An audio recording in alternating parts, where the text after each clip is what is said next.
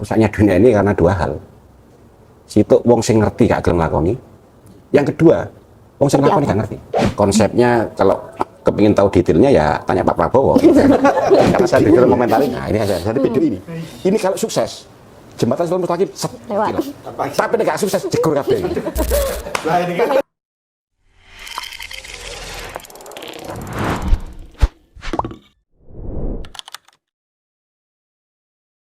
Bismillahirrahmanirrahim. Assalamualaikum warahmatullahi wabarakatuh.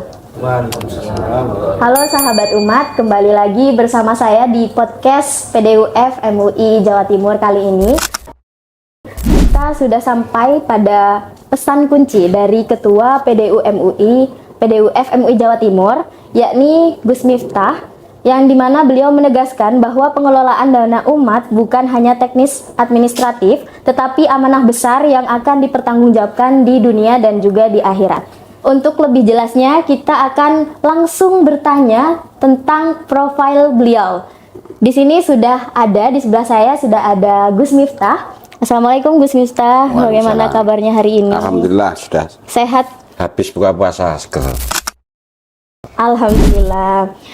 Ustadz Rizky, gimana kabarnya hari ini? Kita berjumpa lagi di podcast ini. Lihat Gus Miftah segernya juga seger enggak? Iya. Alhamdulillah, semoga selalu seger ya untuk menyapa sahabat umat yang ada di balik. Ini paling banyak tampil untuk podcast. Mungkin langsung saja Gus Miftah untuk memperkenalkan diri dan juga latar belakang profil dari Gus Miftah kepada sahabat umat yang ada di balik layar. Ya, saya Miftah Jauhari, tadi sudah disebut ya. Pesan kunci, nah Jauhari itu kunci itu bahasa Arabnya miftah ya. Jadi ini pesannya miftah ya. Saya nggak tahu itu sengaja atau memang ketidaksengajaan yang diatur oleh alam semesta gitu. Jadi saya Miftah Jauhari, ya pengalaman organisasi mulai dari zaman zaman masih sekolah lah. Yang jelas banyak kiprah di Nahdliyin, Jamiah Nahdlatul Ulama. Ya untuk selanjutnya saya kira kalau sudah menyebut Nahdliyin sudah lebih dari cukup gitu ya. Baik, dari latar belakang yang sangat luar biasa, kira-kira mengapa Gus Miftah bisa tertarik nih dengan Komisi Pengembangan Dana Umat dan Filantropi di MUI Jawa Timur?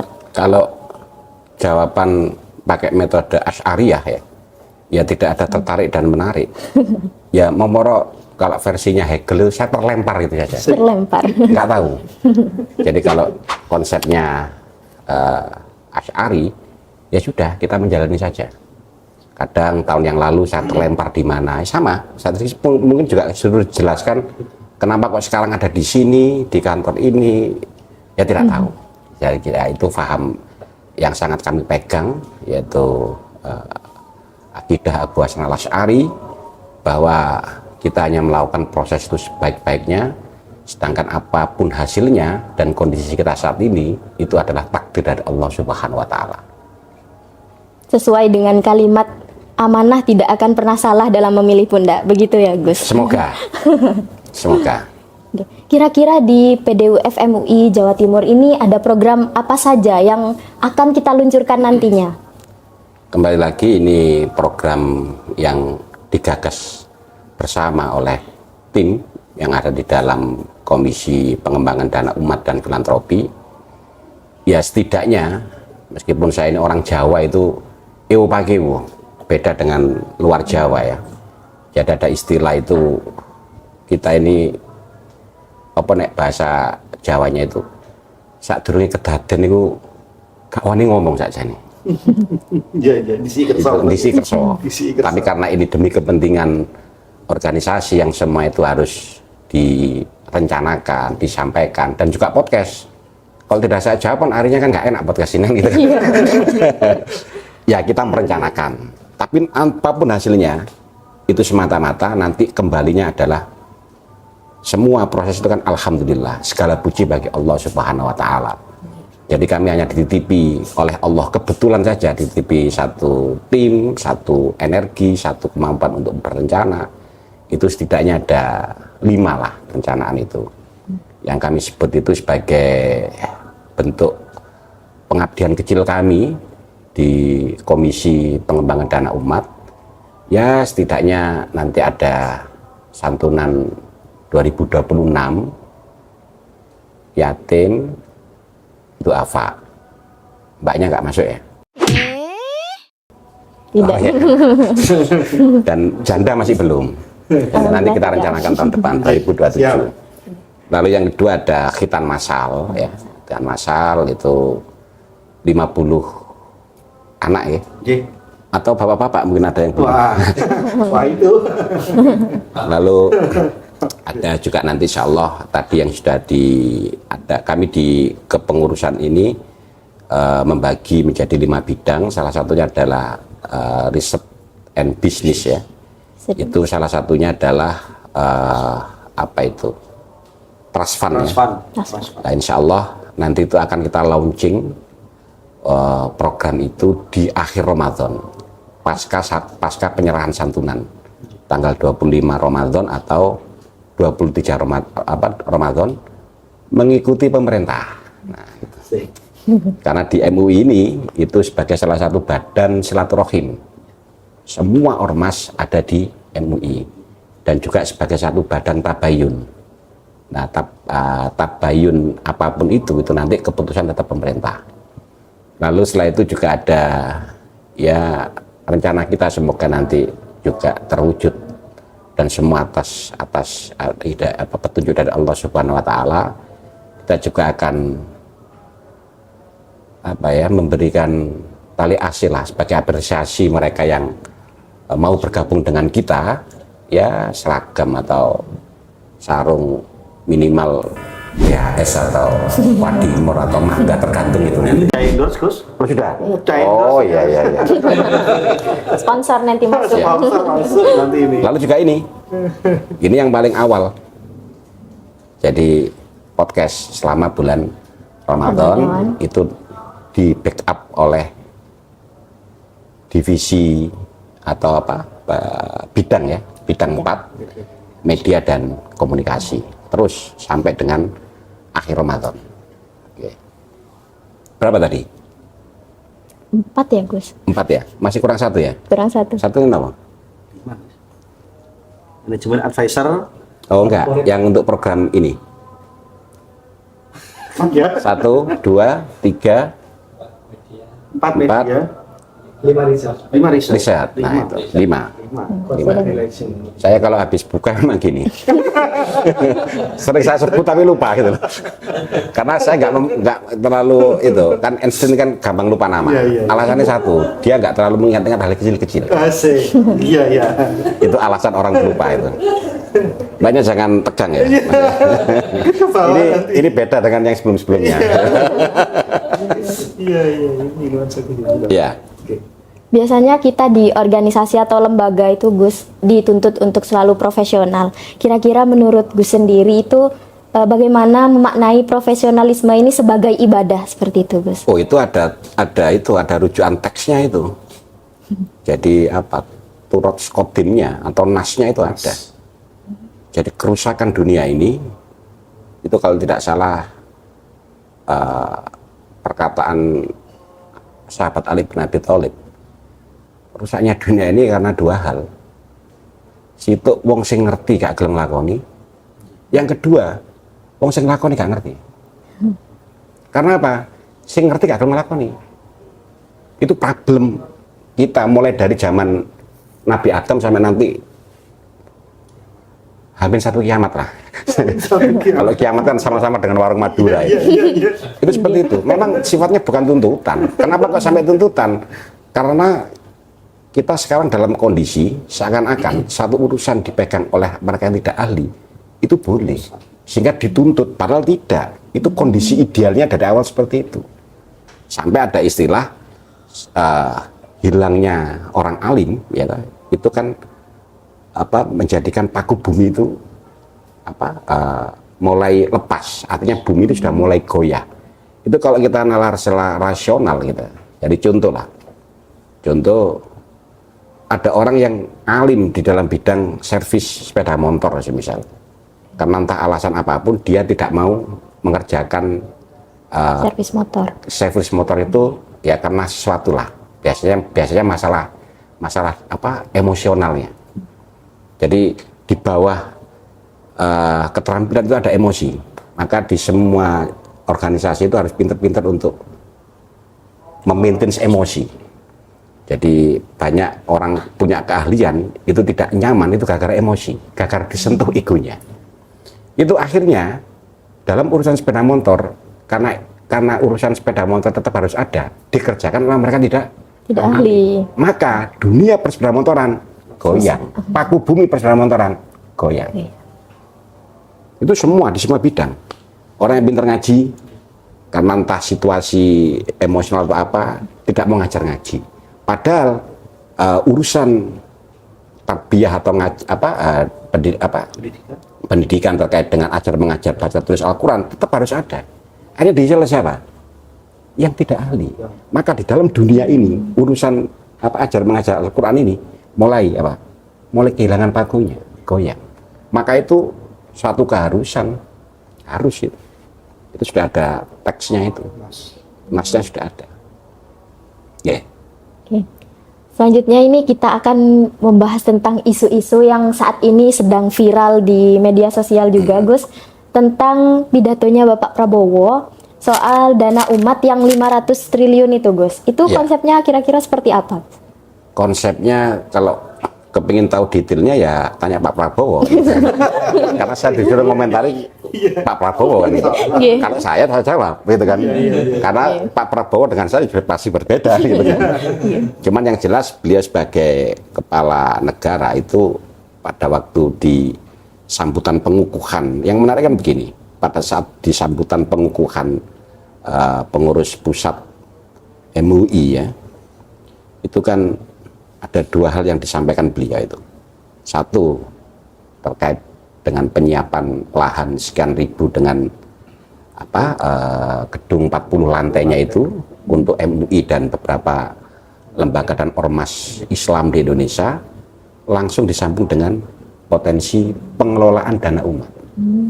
Ini kalau yang ngomong saya mungkin biasa, tapi kalau seorang kepala negara artinya data yang masuk. Dan yang kedua, kepala negara itu kan pada waktu menyampaikan sesuatu itu kan pasti ada analisanya dari tim ahli itu. Artinya apa yang disampaikan Pak Prabowo itu sebagai satu prioritas kalau kita paham.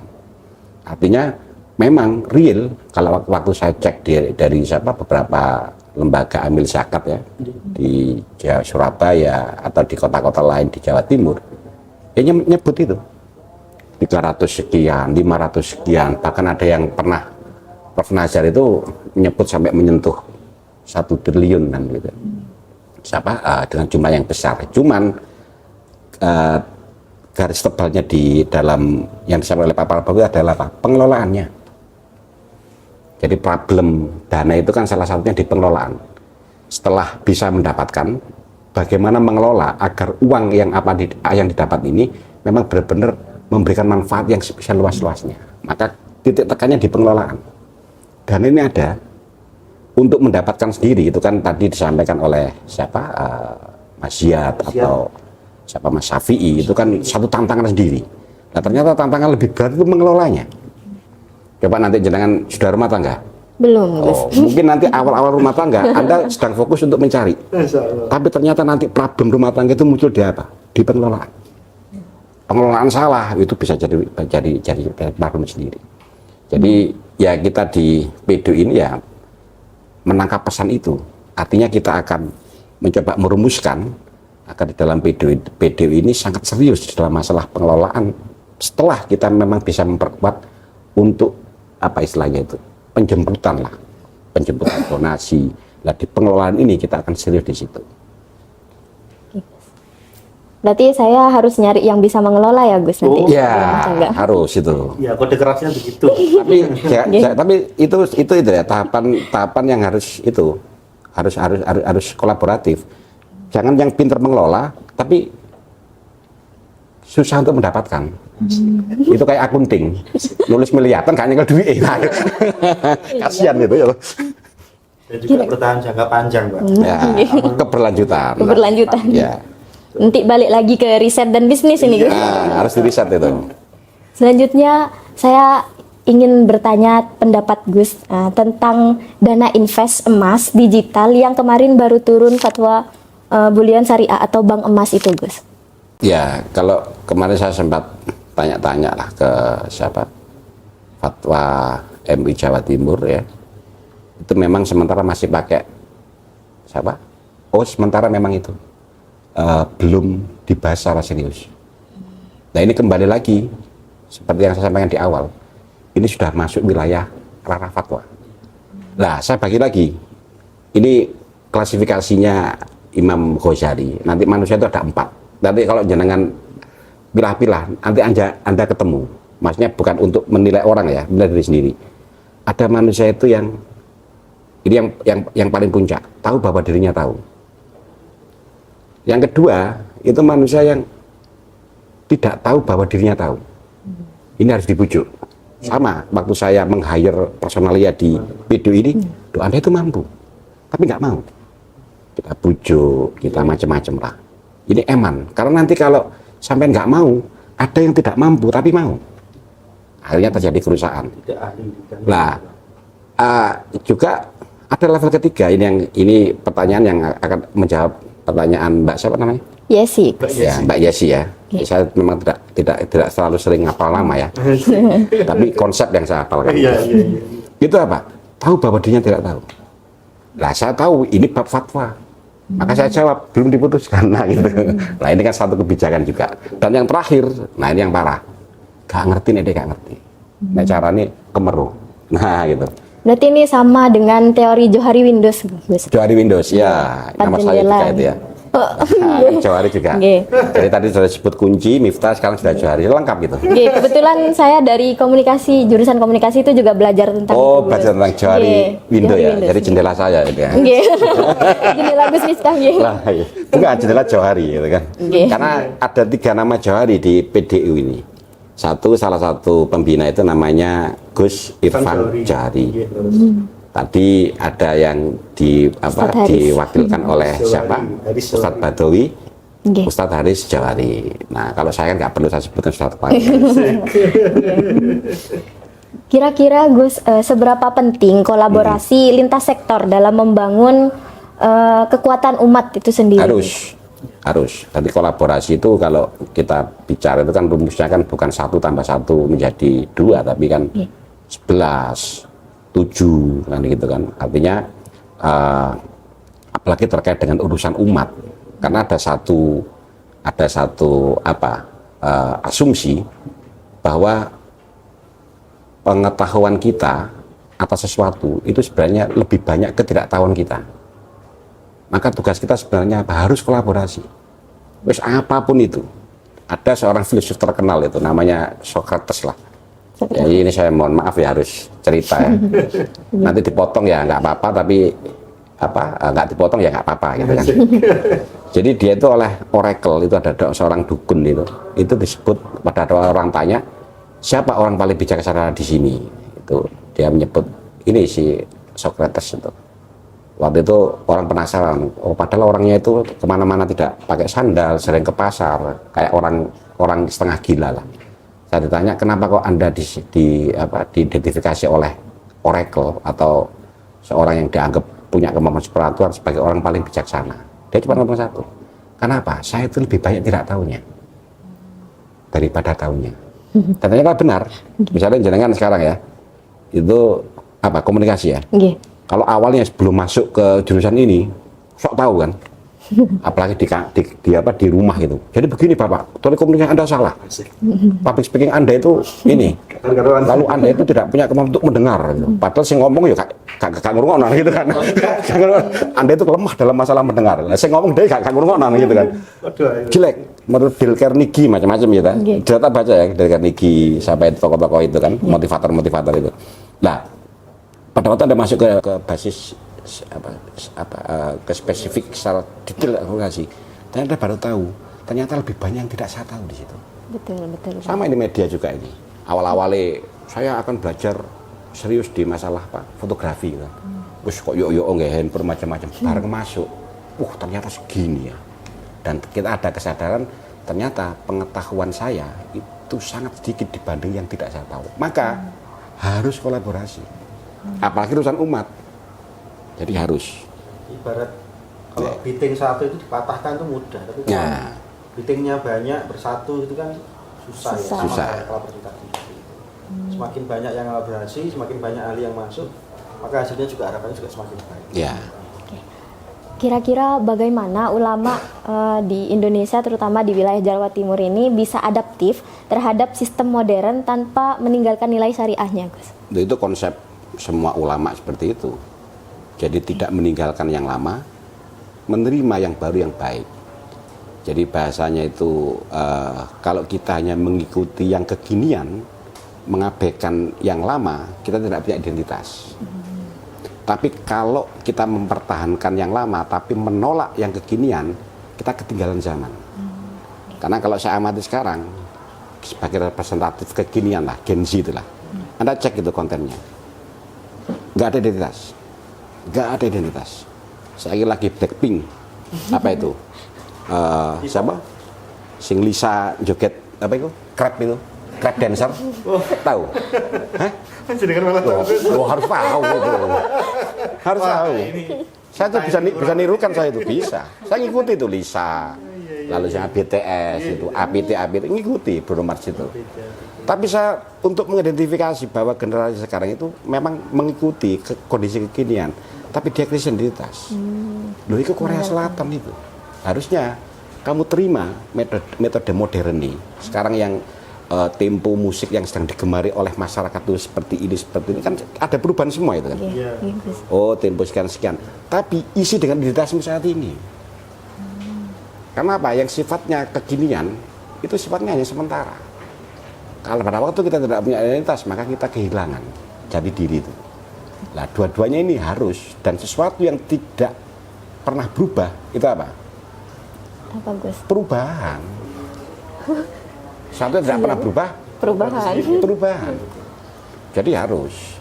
Jadi kalau ada seseorang yang maka saya masih ingat kemarin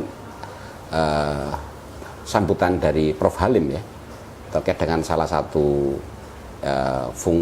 yang menjadi satu yang menonjol dari MUI itu adalah apa?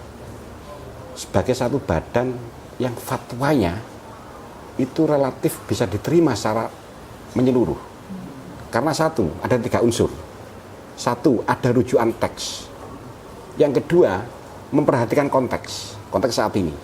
Lalu yang ketiga, karena di MUI ini banyak entitas, banyak madhab dan banyak ormas, dia ada forum tabayun. Ada forum tabayun. Karena di sini ada ormas ini, ya dibicarakan bersama-sama. Maka MUI ini sebagai satu lembaga yang di situ bisa mengeluarkan fatwa, itu yang paling bisa diterima. Nah, itu sama, teks, konteks, tabayun. Maka modern itu harus kalau bahasa siapa itu tokoh HMI dulu itu modernisasi harus, tapi jangan westernisasi. Gaya hidupnya ojo niru barat, karena kita sudah punya gaya hidup ketimuran, Eastern lah gitu kan.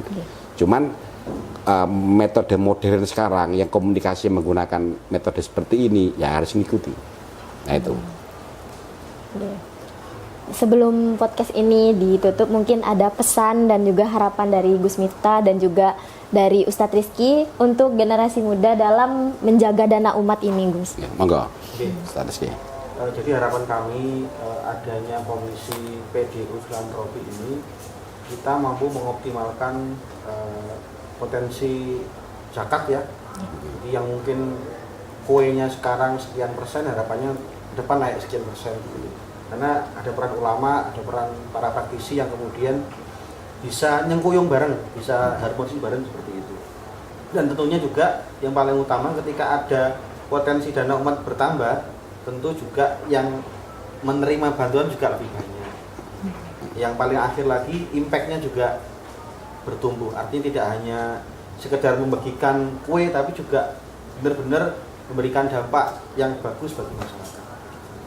Oke, mungkin dari Gus. Ya. Nah ini gini, untuk generasi khusus ya. Generasi muda, Gus. Generasi muda. Nah itu gini, itu nanti relate dengan yang saya katakan di awal.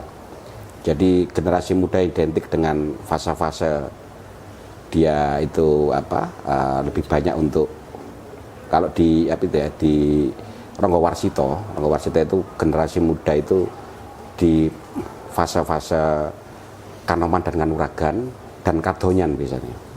Kadonyan itu dia saat itu sedang mencari jati diri untuk mendapatkan sesuatu yang terkait dengan materi. Nah, terkait dengan PDU banyak hadis yang menyatakan nek ono arek nom ya itu kok sudah ada kesadaran spiritual langsung lebih surga. Insyaallah.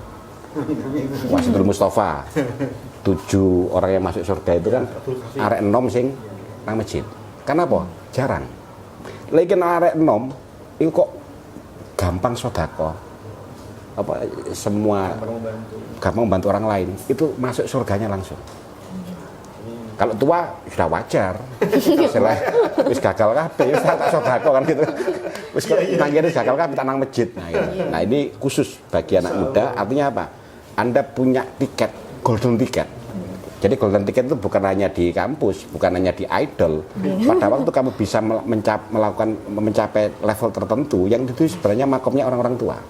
Kalau di versinya Ronggo Warsito itu makom setelah makom Kadonyan itu kan ada makom kasepuan dan kasunyatan. Jadi kalau anak muda kok sudah bisa mencapai level itu, golden ticket. Kalau film kekinian yang sedang viral di Netflix ya, Jembatan Shirotol Mustaqim. Sudah lihat ya? Asik. Hah? Belum kayak gitu. Wah, gimana? Itu tentang PDU itu. Perlu nonton ini. Itu tentang PDU. Jadi ceritanya itu, nah ini podcast dengan saya nggak akan selesai. Asik. Mau minta berapa jam ya saya itu kan. Itu ceritanya wakil menteri itu dia itu menggelapkan dana bantuan musibah. Lalu dia itu minta tolong pada anaknya, akhirnya kecelakaan mati. Lah anaknya dimimpikan si bapak ini ngelewati jembatan Shirotol Mustaqim itu jatuh. Jadi PDU ini, nah ini aja, jadi PDU ini kalau sukses jembatan Shirotol Mustaqim Lewat. Tapi nggak sukses jegur kabeh. Lah ini kan Ini pas, ini filmnya baru 2 hari yang lalu ya. Nomor satu di Netflix. Lah ini juga sebagai ibro, Anda Gen Z ya. Harusnya nonton semua film Netflix. Saya yang tua saja nonton. Lalu saya cari, oh di prinsipnya ini di Quran ada, di hadis ada. Ini Gen Z harus nonton. Kalau belum nonton nanti nonton bareng nanti. ini kontekstual ya. Kontekstual, kekinian modern. Kekinian, betul. Ya. Saya film Korea yang seri-seri saya juga lihat juga. Iya. Komik-komik saya baca. Masa One Piece lunas. Asik. Saya update juga Gus. Ya. Mantap. Ini masih lanjut apa itu? Mungkin cukup kelas statementnya juga sudah cukup. Ya. Ya baru kali ini host itu kualan itu. Baik sahabat umat, hari ini kita belajar bahwa pengembangan dana umat dan filantropi bukan sekedar administrasi, ini adalah amanah yang besar di dunia maupun di akhirat. Profesionalisme adalah ibadah, transparansi membangun kepercayaan, kolaborasi memperluas manfaat, dan adaptasi terhadap sistem modern adalah bagian dari ikhtiar.